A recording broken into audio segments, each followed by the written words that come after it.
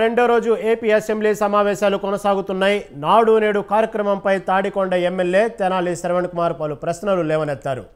Schools పునరుద్ధరణలో భారీ అవకతవకలు జరిగాయన్నారు. దీనికి సమాధానం ఇచ్చిన మంత్రి లోకేష్ నాడు నేడుపై పూర్తి స్థాయి విచారణకు ఆదేశిస్తామన్నారు. వచ్చే ఏడాది నుంచి విద్యా వ్యవస్థను ప్రక్షాళన చేస్తామన్న ఆయన అత్యుత్తమ విద్యా విధానాన్ని తీసుకొస్తామన్నారు. సమస్య నాకు చెప్తాను. ప్రభుత్వ పాఠశాలల్ని మేము బలోపేతం చేస్తాం. ప్రైవేట్ పాఠశాలలకి ధీటుగా ప్రభుత్వ పాఠశాలలు తీర్చిదిద్దాలనేది మా లక్ష్యం. మెగా డిఎస్సి కూడా ప్రకటించాం. ఉపాధ్యాయుల పోస్టులు కూడా భర్తీ చేస్తున్నాం. నెక్స్ట్ ఇయర్ ఏదైతే స్కూల్ ఓపెన్ అయ్యే సమయానికి ఉపాధ్యాయులు కూడా పకడ్బందీగా మేము ఏర్పాటు చేస్తాం. ఇంటర్ స్కూల్ కాంపిటీషన్ ఎట్లా పెట్టాలి, ఇంటర్ డిస్ట్రిక్ట్ కాంపిటీషన్స్ ఎట్లా ఏర్పాటు చేయాలి, కేవలం స్పోర్ట్సే కాదు ఆర్ట్స్ అండ్ క్రాఫ్ట్స్ని ఎట్లా ప్రోత్సహించాలి అని దానిపైన మేము కూడా డిస్కస్ చేస్తున్నాం.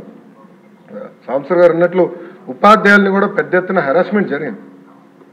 గత ప్రభుత్వం వాళ్ళకి అనేక యాప్లు ఇచ్చి వాళ్ళు అన్ని రకాలుగా ఇబ్బంది పెట్టిన విషయం వాస్తవం. పాదయాత్రలో కూడా ఉపాధ్యాయులను కలిశారు, వాళ్ళ సమస్యలు నాకు చెప్తాం జరిగింది. ఈ సంవత్సరం ముందల కేజీ టు పీజీ విద్యను మొత్తం ప్రక్షాళన చేద్దాం. నేను పక్క రాష్ట్రాల్లో కూడా ఎలాంటి కార్యక్రమాలు జరుగుతున్నాయి అనేది నేను చదువుతున్నాను.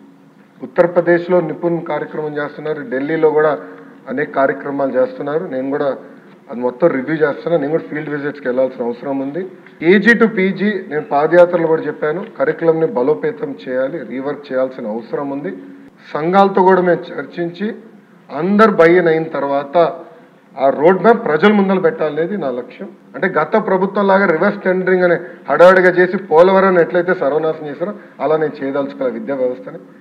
ప్రభుత్వ పాఠశాలల్ని మేము బలోపేతం